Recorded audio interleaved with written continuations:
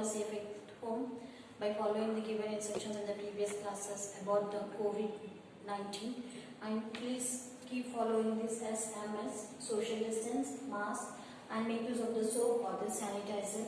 And when you are at home, please make use of the soap, and at the same time please take the healthy food in your diet and maintain the good hygiene, and make sure that your premises should be clean. And whenever you are eating something, make sure that it should be very hot, not hot, completely hot, means immediately cooked food. And one more very important is, please take the warm water by adding a pinch of turmeric to the water, and it is helpful for you to improve your immunity system. And if you take a small spoon of honey also, it will help you to improve your immunity system. I hope you are following these all instructions.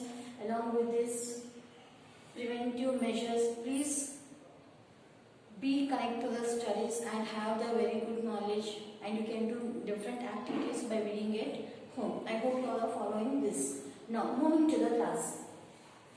Please be ready with lesson number 2, and we are in the page number 20. And things required: textbook, pencil, and eraser. In the last class, we have discussed about the movements, the slow movements and the sudden movements of the earth. Right? Now, next about the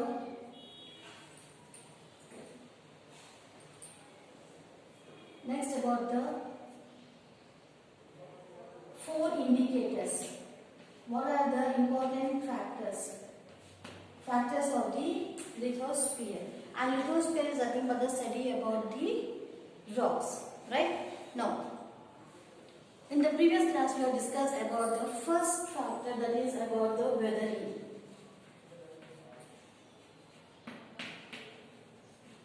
About the weathering. What is weathering here?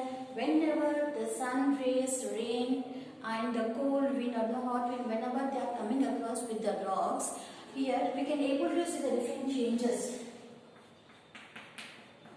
There will be changes, there will be the color changes inside the rocks. These all things we can observe even in the small granite stone also.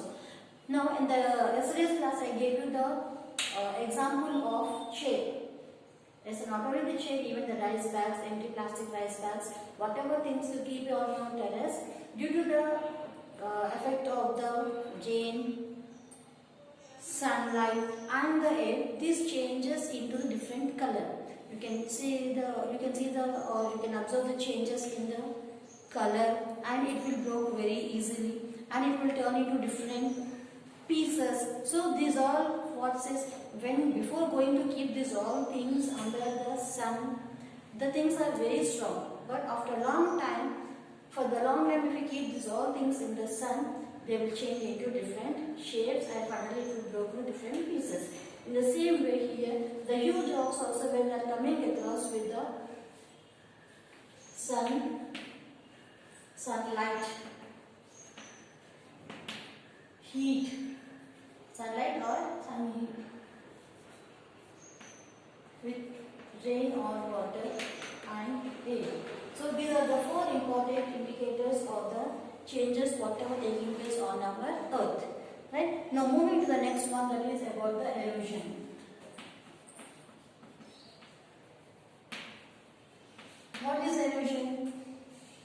Already in the previous class we discussed about the soil. What is the soil erosion? Removal of the top layer of the soil with the help of the water or air.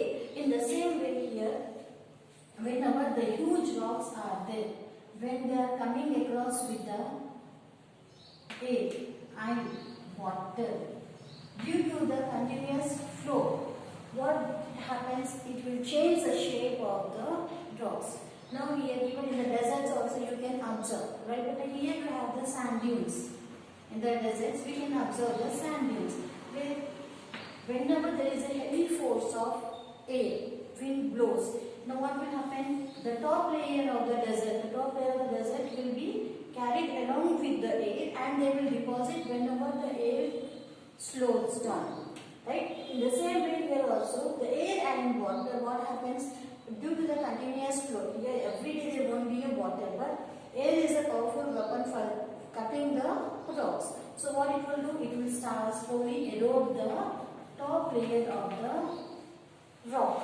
Now we will see in the paragraph. Page number 20, second one. Erosion. Flowing water and wind have great power and can slowly wear away or cut away the rocks and soil cover in higher places. Water acts in many ways as rain, river, flowing groundwater, sea waves, glaciers, etc. Wind too takes many forms like storms, gusts, steady winds, etc.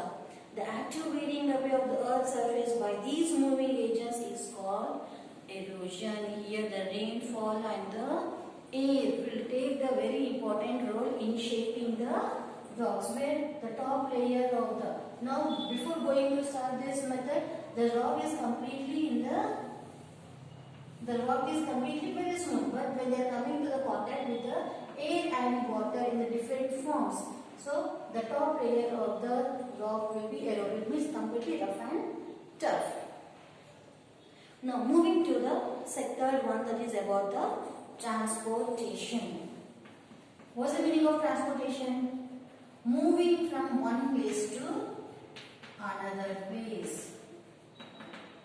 Right? Weathering means that is also because of the sunlight, water and air. And erosion also air and water. Transportation means what? That is also we are not carrying anything. We are not putting any water, or we are not supplying the air to the rocks. Here, the air and water also plays an important role here. We will see what he gave in the paragraph. Okay. Now, eroded material in the form of small rocks, gravel, mud, fine soil, etc., carried by the winds and water. Here, whatever eroded, what all have been when the air slows down, here they are depositing in one particular place. How they are going from one place to another place? Now, how I am moving from one place to another place? Right? Because here voluntarily I am moving from place to place because of the physical activity. Now here how it is happening? It is of the nature activity. The air and water are natural things where in every corner of the area you can able to feel the air and water. So because of the air and water only, the transportation of the eroded soils will move.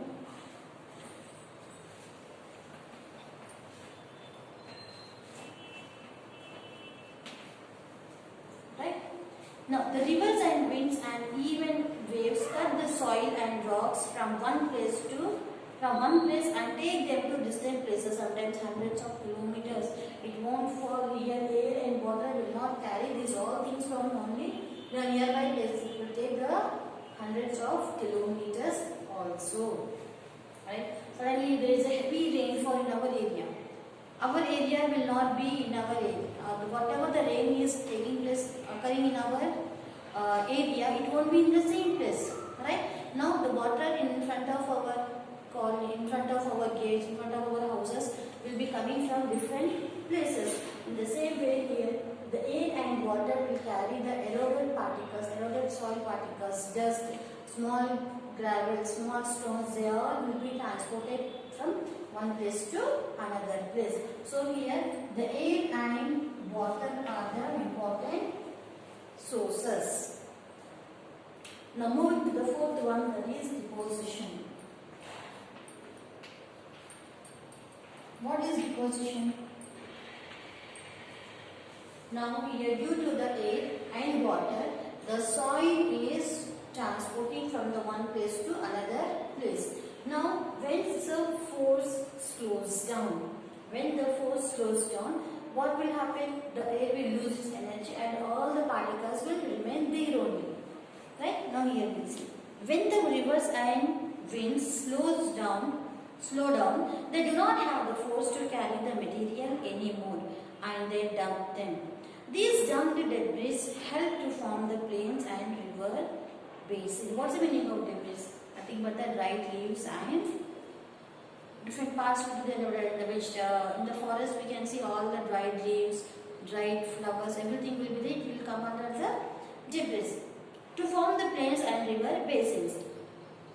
Much of it actually transported by the rivers to the sea, which layer after layer of these deposits accumulate at the bottom, and over time they transformed into sedimentary rocks. Here the rocks which are coming from the volcano, which are very hard, is known as igneous rocks, right, from volcanoes.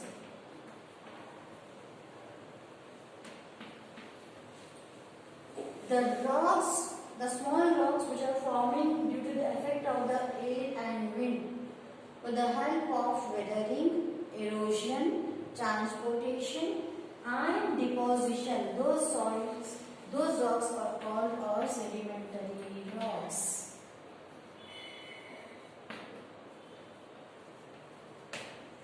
Right? The rocks which are forming from the volcanoes or the igneous rocks, and the rocks which are forming from the high rocks, from the huge rocks to small tiny particles, is known as the sedimentary rocks. I hope you have understood. These are the 4 important factors which are helpful for the formation of huge rocks, and they will change with the help of the air and water into the small particles in the form of soil. Now, page number 21. All 4 aspects of this process are taking place simultaneously in different parts of the world at different rates, depending upon the nature of the stroke, the structure of the rocks, the local climate, interference by the human beings. Here, throughout the whole world, in few areas, not in few areas, but throughout the whole world, the climatic conditions are different, the geographical features are different. Right now, and along with these two, even the involvement of the human beings also take place. I hope you have understood. Right? Now, moving to the next one, that is the work of water. What is the duty of the water? Water is useful only for drinking purpose, only for the doing our own things, and for the production, for the irrigation, for generation of the electricity. No, here water will do many other things also. We will see that. Work of water.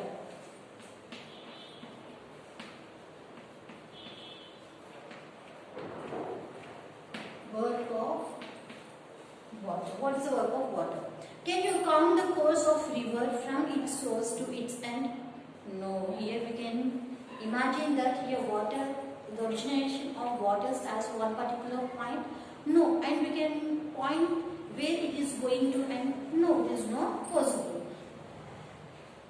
And guess how it will erode, transport and deposit rock materials. How it will do? Yes, it will do whenever the water force is very fast. When there is a great force of pressure, we can able to get the things very easily.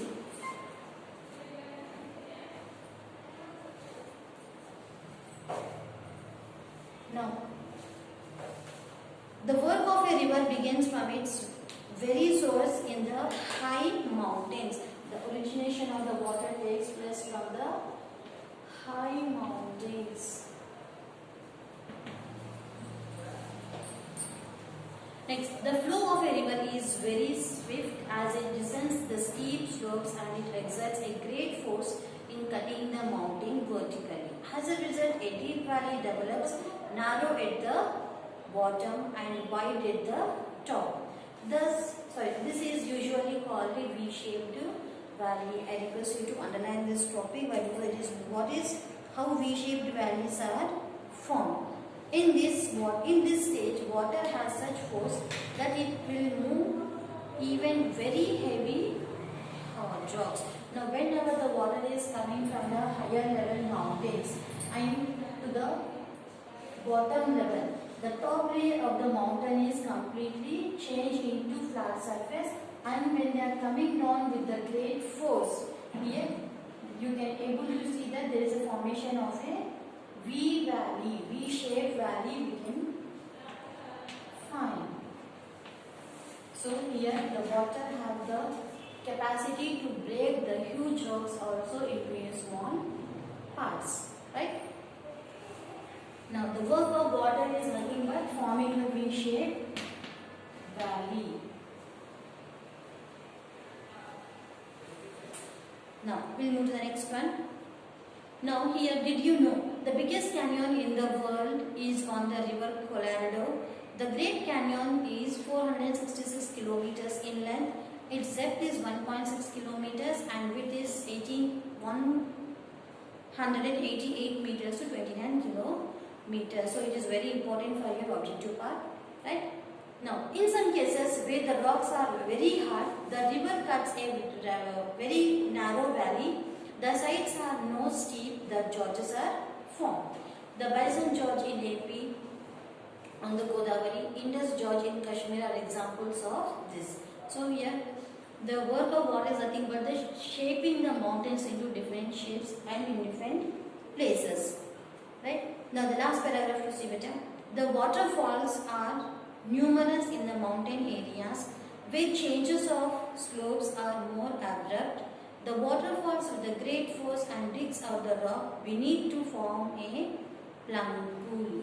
Here, whenever the two mountains are there, when they are getting the water, supplying the water with a great force, and the length, the height is, there is a more height, and here we can see the formation of the very big river like a pool system, and with a great waterfall is known as a plum pool. Here you can underline this, what is plum pool, an important 1 mark question for you.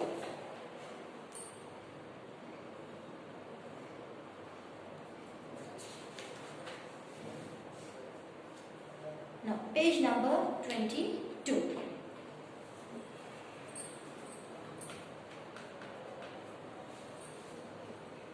Now as the river enters the plain, the slope is gentle and the river slows down.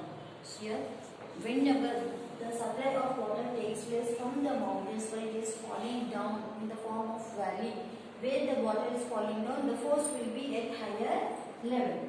When they are moving to the other direction, automatically its speed slows down and there is a formation of the plain. And what is the silt? What all the dust and fine particles are coming along with the water, that we call it as a silt. Now in the page number 22, here you have a formation of the floodplain. The diagram is given for you. Now we will see the paragraph. Now it does not have the force to carry the heavy particles when the force speeds in the water flow. Automatically it will deposit every particle there itself. Now and deposit them on its bank or in its bed. Sometimes when the river is flooded, it has greater force and cuts the soil. Again it will break the soil into the very fine particles which is known as silt. And when it is not in the flood, it deposits silt. A layer of sediment is thus deposited during each flood, gradually building up a fertile flood plain.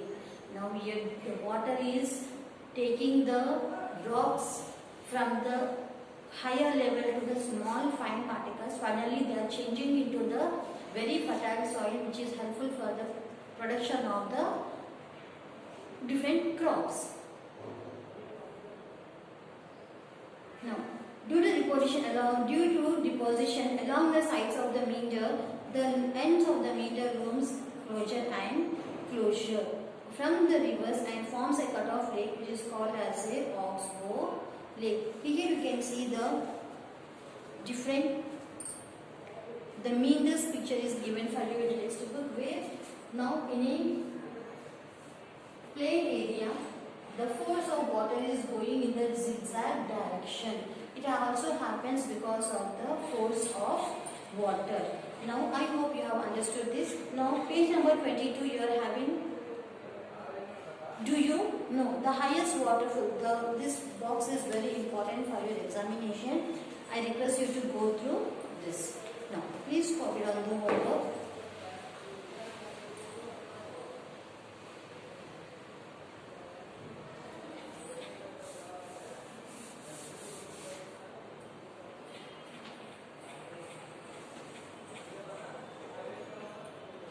Read page 20, 21 and 22. Right? Go through the lesson thoroughly and underline the important points. Take care.